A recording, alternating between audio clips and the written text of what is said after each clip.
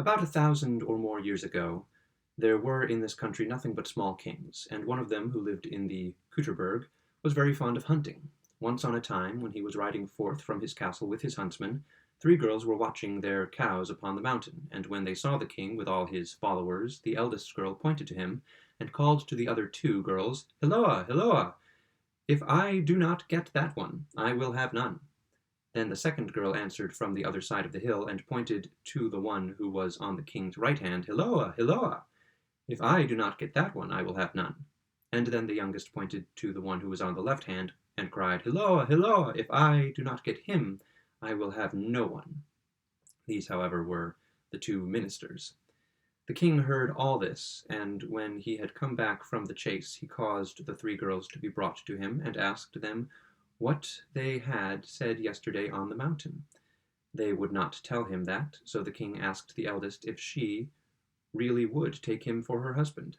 Then she said yes, and the two ministers married the two sisters, for they were all three fair and beautiful, of face, especially the queen, who had hair like flax. The two sisters had no children, and once when the king was obliged to go from home, he invited them to come to the queen in order to cheer her, for she was about to bear a child. She had a little boy who brought a bright red star into the world with him. The two sisters said to each other that they would throw the beautiful boy into the water. When they had thrown him in the river, a little bird flew up into the air, which sang, "To thy death art thou sped, until God's word be said. In the white lily bloom, brave boy, is thy tomb." When the two heard that, they were frightened to death, and ran away in great haste. When the king came home, they told him that the queen had been delivered of a dog. Then the king said, "What God does is well done." But a fisherman who dwelt near the water fished the little boy out again, while he was still alive, and as his wife had no children, they reared him. When a year had gone by, the king again went away, and the queen had another little boy, whom the false sisters likewise took and threw into the water.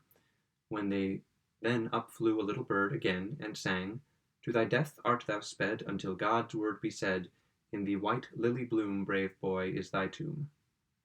And when the king came back, they told him that the queen had once more given birth to a dog, and again he said, "What God does is well done."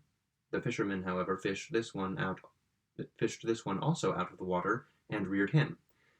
Then the king again journeyed forth, and the queen had a little girl, whom also the false sisters threw into the water. Then again a little bird flew up on high, and sang, "To thy death art thou sped, until God's word he said,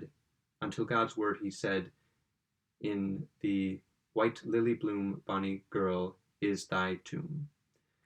When the king came home, they told him that the queen had been delivered of a cat.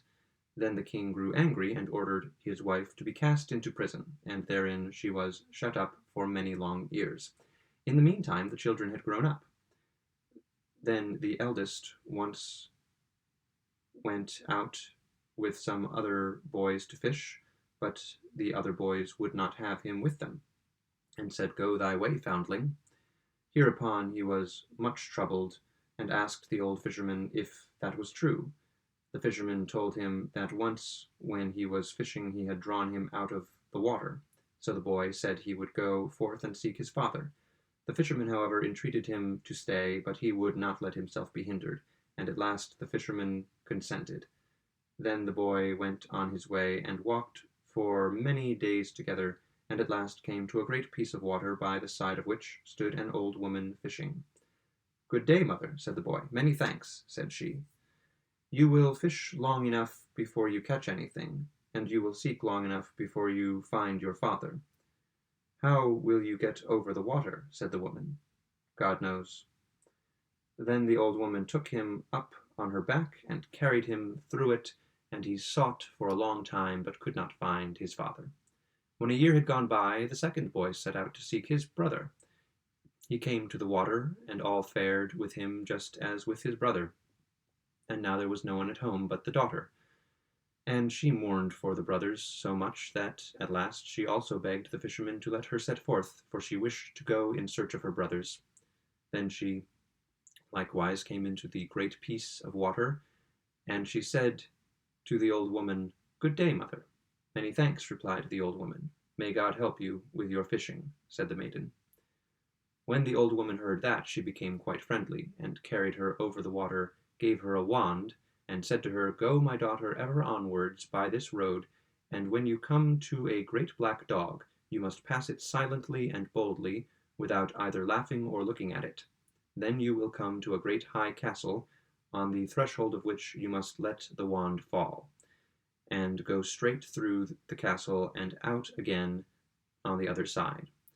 There you will see an old fountain, out of which a large tree has grown, whereon hangs a bird in a cage, which you must take down. Take likewise a glass of water out of the fountain, and with these two things go back by the same way. Pick up the wand again from the threshold, and take it with you, and when you again pass by the dog, strike him in the face with it, but be sure that you hit him, and then just come back here to me." The maiden found everything exactly as the old woman had said, and on her way back she found her two brothers, who had sought each other over half the world. They went together to the place where the black dog was lying on the road. She struck it in the face, and it turned into a handsome prince, who went with them to the river. There the old woman was still standing. She rejoiced much to see them again, and carried them all over the water, and then she, too, went away, for now she was freed.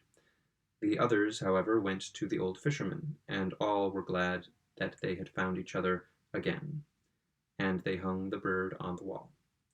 But the second son could not settle at home, and took his crossbow and went a-hunting. When he was tired, and took his flute and made music. he took his flute and made music. The king, however, was hunting too, and heard that, and went thither. And when he met the youth, he said, "Who has given you leave to hunt here?"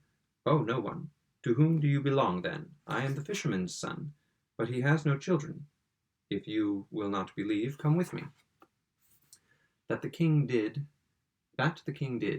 and questioned the fisherman, who told everything to him, and the little bird on the wall began to sing, "The mother sits alone there in the prison small. O king of royal blood, these are thy children all. The sisters twain so false, they wrought the children woe. There in the waters deep, where the fishermen come and go." Then they were all terrified, and the king took the bird, the fisherman, and the three children back with him to the castle, and ordered the prison to be opened, and brought his wife out again. She had, however, grown quite ill and weak. Then the daughter gave her some of the water of the fountain to drink, and she became strong and healthy. But the two false sisters were burnt, and the daughter married the prince.